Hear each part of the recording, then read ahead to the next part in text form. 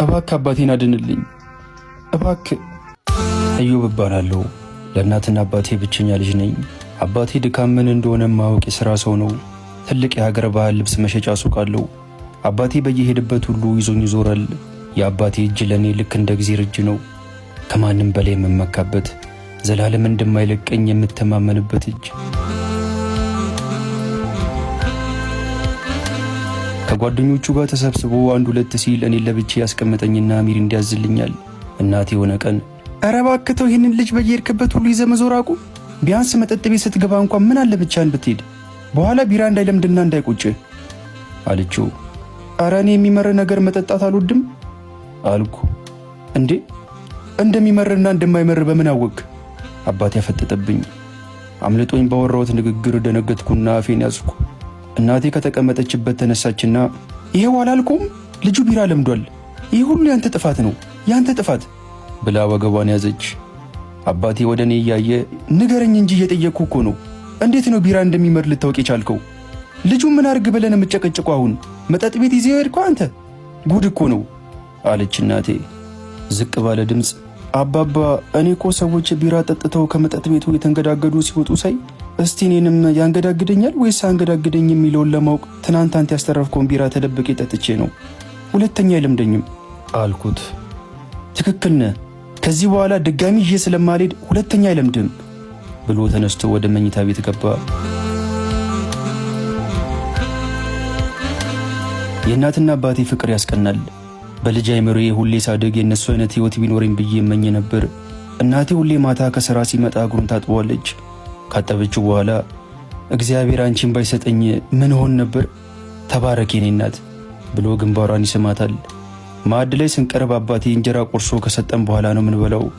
አባቴ ለእናቴ ሳይጎርሳት ለራሱ ቀድሞ በልተው አውቅም። እሷን ካጎረሳት በኋላ ለእኔ ሊያጎርሰኝ እንጀራ እየጠቀለለ ወደፊት አድርገህ ትዳር ሲኖር ቀድመ ለሚስት ሳታጎርስ ለራስ እንዳትበላሽ ይለኛል። ወይ ግርማ ደግሞ አሁን እስቲ ምን ይሁን ብለህ ነው ለዚህ ሕፃን ልጅ ለትዳር የምታወራለት? አንዳንዴ እኮ እንዶ ታስገርመኛለህ። በል እስቲ እንካ ብላ ልታጎርሰው እጇን ትዘረጋና ሸውዳው ለራሷ ትጎርሳለች። ቆይ ጠብቂ ባልሰራልሽ ይላትና ይሳሳቃሉ። አባቴ ልብስ ሲሰፋ ሁሌ ከጎኑ ቁጭ ብዬ እንዳያደርጋል። ከትምህርት ጎን ለጎን ሙያ መልመድ አለብህ። ልክ እንደኔ ጠንካራ ሰራተኛ ከሆንክ ወደፊት አንተም ከዚህ 1000 እጥፍ የተሻለ ሱቅ ነው የሚኖር ይለኛል። አባቴ ቸርሰው ነበር። ጓደኞቹ ቸግሯቸው ብድር ሲጠይቁት ብድር ሳይሆን ስጦታ ነበር የሚሰጣቸው። በዚህም የተነሳ ከእናቴ ጋር ብዙ ጊዜ ይጋጫሉ። ተው ግርማ ተው፣ ቸርነትህን በልኩ አድርገው። ነገ አንተ ብትታመም ወይ የሆነ ነገር ብትሆን ከኪስ ውጭ የሚደርስልህ ዘመድ የለህም ትለዋለች። ዛሬን ጠብቆ በሕይወት ያኖረኝ መድኃኔዓለም ስለ ነገም ደሞስ ያውቃል ይላታል።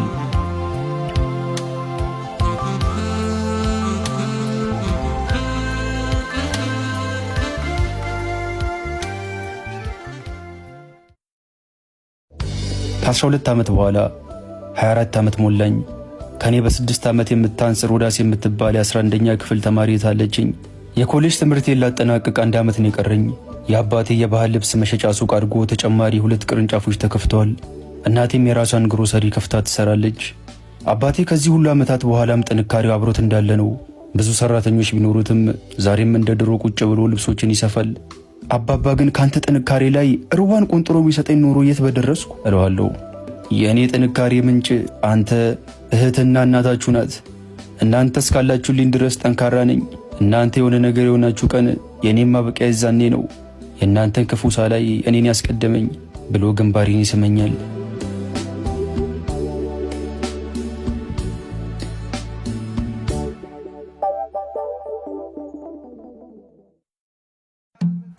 ከሩት ጋር የተዋወቅነው ሱቃችን አበሻ ቀሚስ ልትገዛ ከእናቷ ጋር መታ ነው። ብዙ ልብሶችን ካየች በኋላ ወደ አንደኛው አበሻ ቀሚስ እየጠቆመች ይሄኛው የሚያምር ይመስለኛል፣ እስቲ አውርድልኝ ልለካው አለችኝ። ከዚህኛው ይልቅ ግን ይሄ የሚያምርብሽ ይመስለኛል ብዬ ሌላ አበሻ ቀሚስ አውርጄ ሰጠኋት። ፊቷ ላይ ቅሬታ አየው።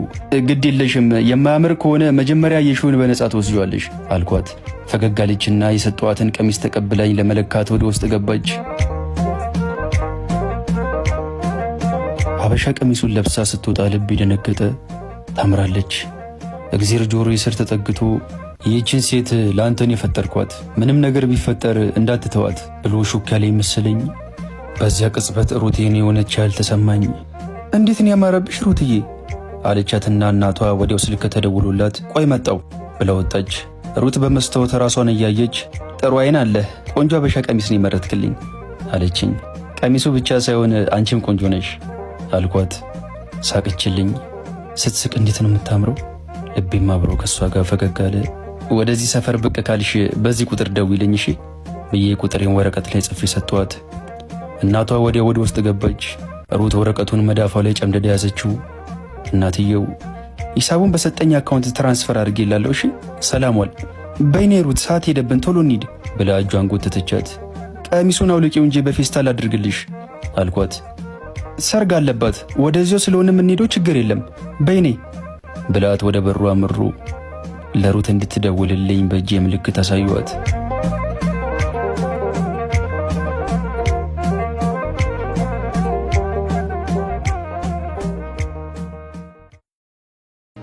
ከሩት ጋር መደዋወል፣ ማውራት፣ መገናኘት ጀመርን። ፍቅረኛ ይሁን ሳልላት ፍቅረኛ ይሁን ሳትለኝ ሁኔታዎች ራሳቸው ወደ ፍቅር መሮን። ቤት አመጣኋትና ከቤተሰቦቼ ጋር አስተዋወቅኳት። ወደዷት። ለነገሩ ሩትን ማን ይጠላታል?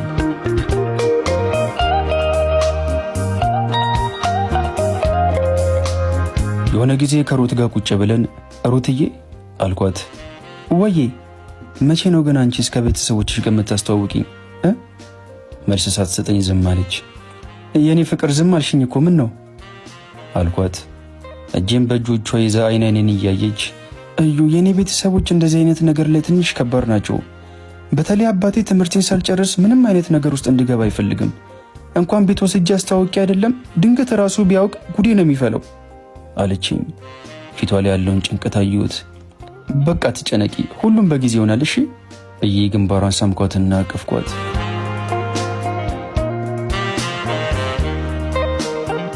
የሆነ ቀን ሳሎን ቁጭ ብለን ሙሉ ሱፍ ለብሶ አናቱ ላይ ባርኔጣ ያረገ በእጁ ቦርሳ የያዘ ሰው ድንገት መጣ። አባቴ በድንጋጤ ተነስቶ ቆመ። እናቴ ግራ በተጋባ ፊት አቤት ማን ልበል አለችው። ሰውየው ባርኔጣውን አወለቀና ፈገግ ብሎ እኔን እንኳን ከአቶ ግርማ ውጪ ሌሎቻችሁ የምታውቁኝ አይመስለኝም አለ። ሶስታችንም ወደ አባቴ ዞርን።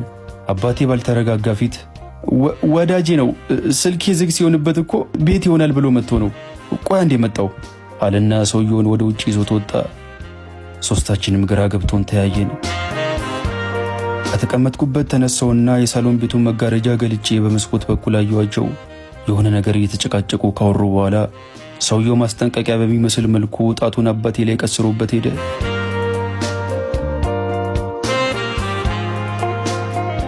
አባቴ ወደ ቤት ተመለሰ። ምንድነው ግርማ? ማን ነው ሰውየው አለችው እናቴ። ጓደኛዬ ነው ድንገት መጥቼ ላስደንግጠ ብሎ እኮ ነው አላት ፊቱ ላይ ያለውን መረበሽ ለመደበቅ እየሞከረ። እኛ ማናውቀው ጓደኛ አለችው እናቴ። ደግሞ በመስኮት በኩል የተጨቃጨቃችሁ ስታወሩ አይቻችኋለሁ አባባ። ምንድነው ቆይ አልኩት። አንገቱን ደፍቶ ዝም ብሎ ቆየና ይቅርታ አድርጉልኝ አለን። ለምን ሆነ ይቅርታ የምጠይቀን አባ አለችው እቴ። ለሁሉም ነገር። ምንድነው ተጨንቀ የምታስጨንቀን ግርማ? የተፈጠረ ችግር አለ እንዴ አለችው እናቴ። ለደቂቃዎች ዝም ብሎ ቆየና ልብስ ቤቱን ለማስፋፋት ብሎ ከሰውየው አራጣ እንደተበደረና ለ6 ዓመት ሙሉ ሲከፍል እንደኖረ አሁን ግን ወለዱ እየበዛ በመምጣቱ መክፈል የማይችልበት ደረጃ እንደደረሰና በቀስ ነገሮች እየተቀያየሩ መጡ። የአባቴ 2 ሱቆች ተሸጡና አንዱ ብቻ ቀረ። እንደዛም ሆኖ ወዲያው መክፈል አልቻለም። መኪናው ተሸጠ።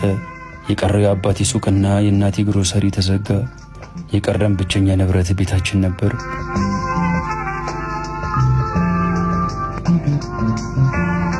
የሆነ ቀን ከሩት ጋር ቤተ ክርስቲያን ቁጭ ብለን እዩዬ ጠይቃለሁ ብዬ ረስቸው 2 ቀን ሙሉ በሱቃችሁ ሰልፍ በተከታታይ ሱቃችሁ ዝግ ሆኖ አየሁት። በሰላም ነው አለችኝ። አንገቴን ደፍቼ ዝም አልኳት። ምን ነው እዩዬ ዝም አልከኝ? ችግር አለ እንዴ አለችኝ። አንገቴን ጉልበቶቼ መሃል ቀብሬ ያቀረቀርኩ። ሩት ደነገጠች።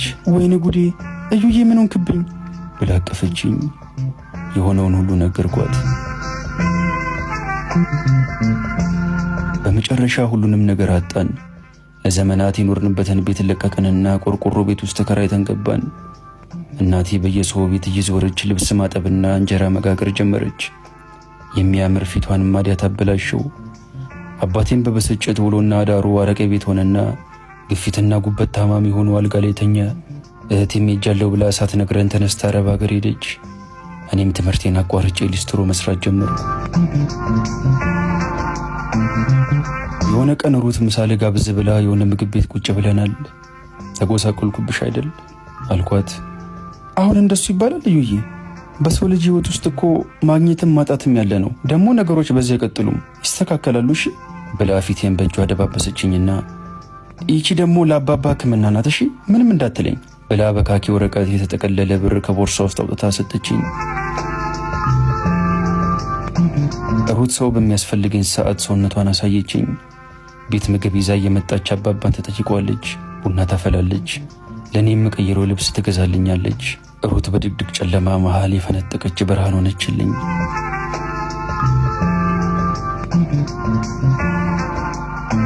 ማክሰኞ ዕለት አባቴ ባለው ሰዓት ቸገረኝ ሲሉት ይረዳቸው ከነበሩት ጓደኞቹ መሃል አቶ ወርቁ ቤት ሄድኩ። ኩርምት ብዬ የሳሎን ቤት ቁጭ ብያለሁ። ቤቱ ያምራል። የቤቱን ውበት እያደነኩ እያለ ድንገት አቶ ወርቁ መጣ። ከተቀመጥኩበት ተነሳው። ልጅ ዮብ እንዴት ነህ እባክህ?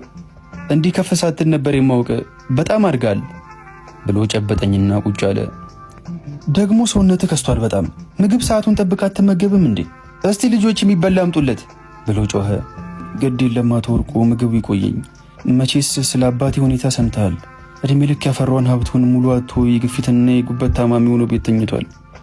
እባክህ አባቴን አድንልኝ እባክህ ብዬ ጉልበቱ ላይ ተደፋው። ኧረ እባክህ ተነስ ብሎ ከተንበረከኩበት አነሳኝና ቁጭ ካለ በኋላ አዎ ሰምቼ እኮ በጣም ነው ያዘንኩት። ከዛሬ ነገ መጥቼ ጠይቀዋለሁ እያልኩ ስራ በዛብኝና ረሳሁት። ግድ የለም አይዞህ እንረዳዳለን። እስቲ ኪሴ ውስጥ ብር ይዣለሁ እንዴ ብሎ ኪሱን ዳብሶ 600 ብር አውጥቶ ጠረጴዛ ላይ ያስቀመጠና በል አትጥፋ፣ እንዲሁ ብቅ እያልክ መተውሰድ አይዞህ ብሎ ጀርባዬን መታ መታ አድርጎኝ ሄደ።